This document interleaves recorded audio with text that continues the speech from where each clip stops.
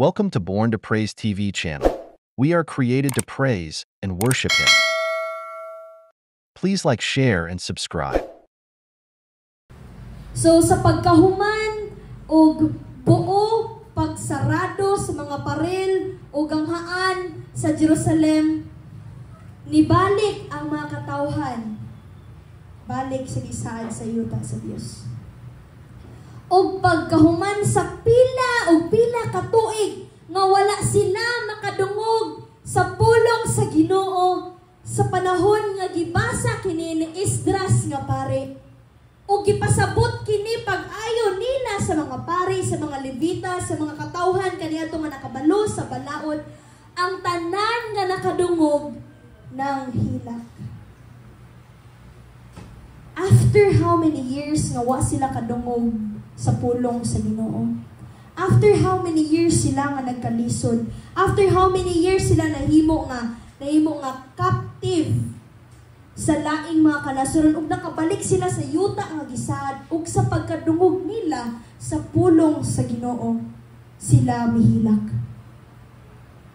Sila mihilak tungod kay nasayran ug nasabtan nila ang pulong sa Ginoo.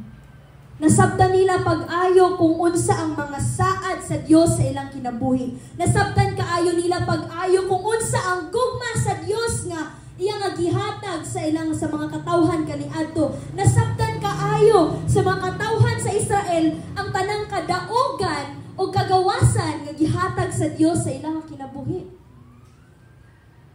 Grabe ang nahitabo aning panahona.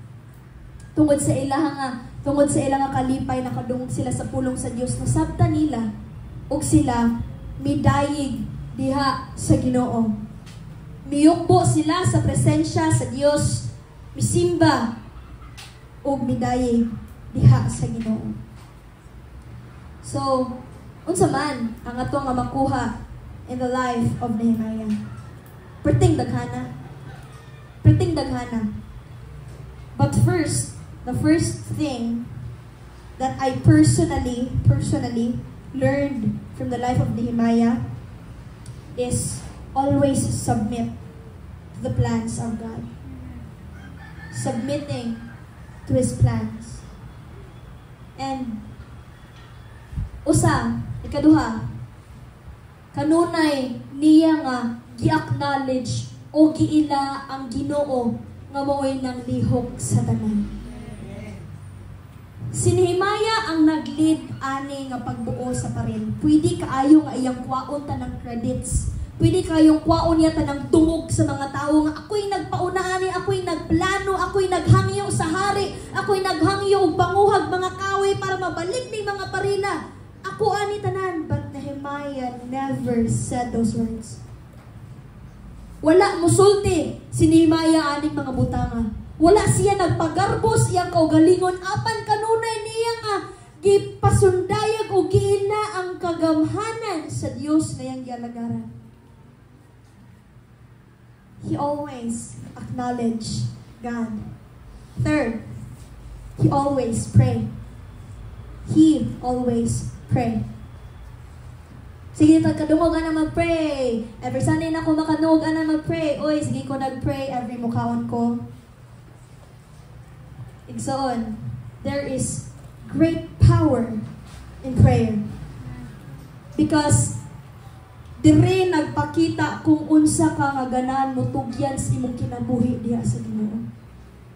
Prayer is a sign that you are nothing without God. Prayer is a sign that you can do nothing apart from Him. Prayer is a sign nga ikaw anak sa Ginoo. Muna'y ilanan nga ikaw kanunay nga mutawag sa Ginoo, muna'y ilanan nimo anak ka sa Dios. Ug di ka mainampuod, kinsa ka anak? Bitaw. A prayerful man, dira mailhan kong anak ka sa Ginoo. So motong nakatuna nato sa kinabuhi ni Nehemiah. He always submit to God's plan. He always acknowledged God and he always prayed. And lastly, he is always humble. He is always humble. Unsa man ang naabot ni Nehemiah sa kinabuhi, taas man siya nahimo pang gobernador si Nehemiah sa tibuok Israel, but that is very long story. We're just focusing on the victory over destruction. Dagan kaayo nga nabuhat si Nehemiah sa katawhan sa Israel.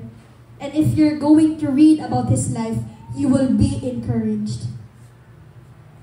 Madasig jud kay igsoon. Tungod kay kanunay siya nga nagpagamit niya sa Ginoo. Kanunay siya nga sige niyang giingon nga kada naa siya'y mabuhat, iyang ingon, Lord, remember me.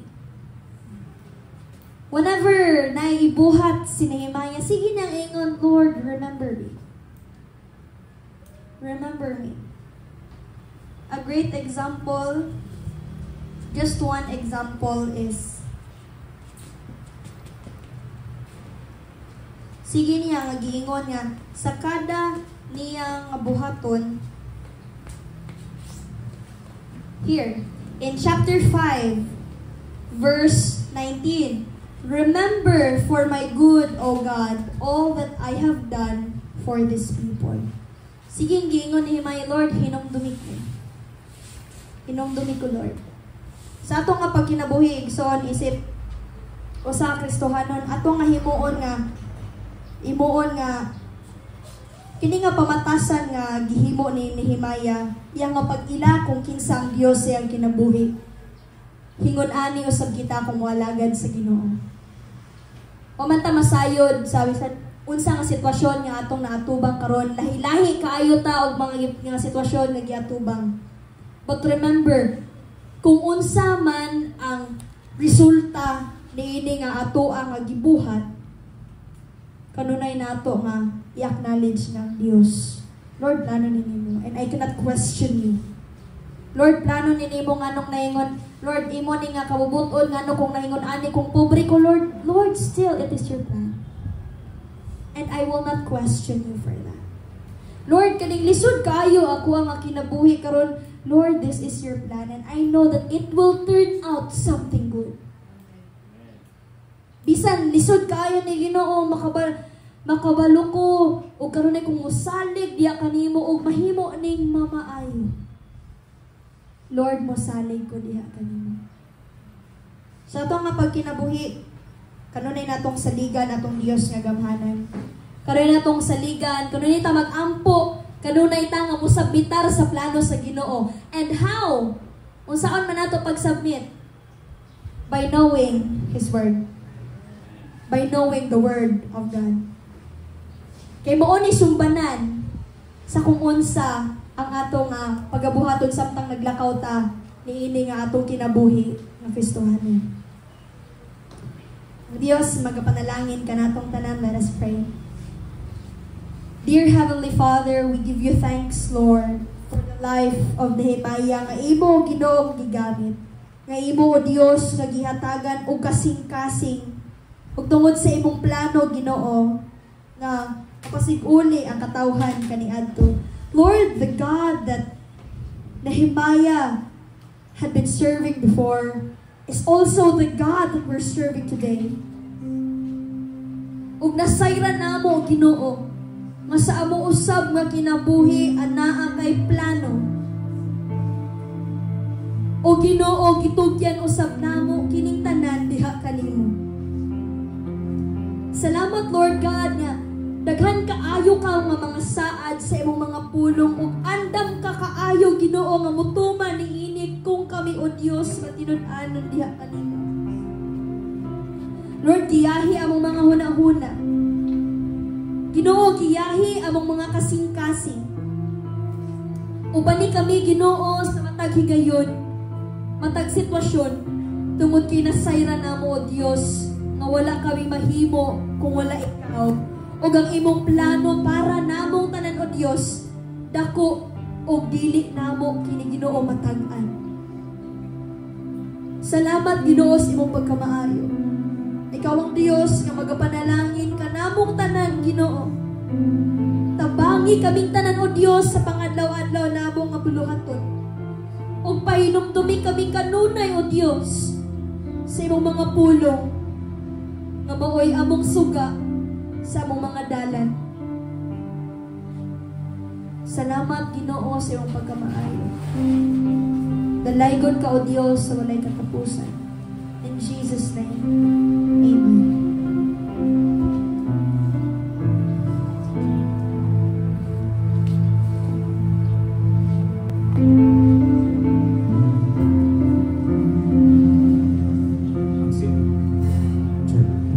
Ang sentro sa kadaugan ni Nehemia mao ang pag-acknowledge sa Dios na dunay dakong mahingol sa iyang kinabuhi. Ug tungod nining orasa, nagsilibrar ta sa kadaugan sa Dios sa atong mga kinabuhi tungod sa iyang mga pulong. Padayon nato nga gibandilyo o gipataas ang ngalan sa Dios. Doon na kita'y mga kasinatian, doon na kita'y mga kadaugan sa kinabuhi. O walay laing malipay ani gawas sa ngalan sa tubuhi nga Dios. Usa ini mga orasa idasig na sa pulong sa Ginoo. Matod pa ni Salmista David sa Salmo 119 gikan sa bersikulo 105, ang imong pulong mao'y suga na magtultol kanako ug mao'y kahayag sa akong agianan. Tumanon ko gayud ang akong mga sakpanaad sa pagtuman sa matarong mong mga pahimangno. O Ginoo, dako kaayo ang akong pag-antos. Buhia pa ako sumala sa imong gisaan. Mga igsoon, ang saad sa Ginoo kanunay kining bag-o sa atong kinabuhi. O naalang siya kanunay na muatiman kanimo kanako sama sa kinabuhi ni Nehemia. Aduna siya 100% nga pagsalig o pag-acknowledge sa Ginoo. Mo'y hinungdan nga nagpalapuson o nagmadaugon siya. Usab sa itong mga kinabuhi mga igsoon, ani ang kita karon dinhi ang purpose, ang usa ka tumong na atong madaog ang dako kay mga problema nga mohampak sa atong mga kinabuhi. O makasiguro kita pinaagi sa kahom sa Dios, maangko nato ni tungod kay palangga ta sa Ginoo. So karon mato kita sa kadaugan sa kalipay diin ang pagsaulog sa balaang panihapon diin mo kini ang gibili ni Kristo 2000 na katuig ang milabay ug hangtod karon kanunay niya kini kisugo sa matag iglesia aron ikaw ug ako To be continued. handumon kay pinaagi niini atong gisaulog ang kadaugan sa pagkabanhaw ingon man sa paghatag sa kinabuhi pinaagi sa pulong sa Ginoo. Thanks for watching. Please don't forget to subscribe and share for more videos and updates.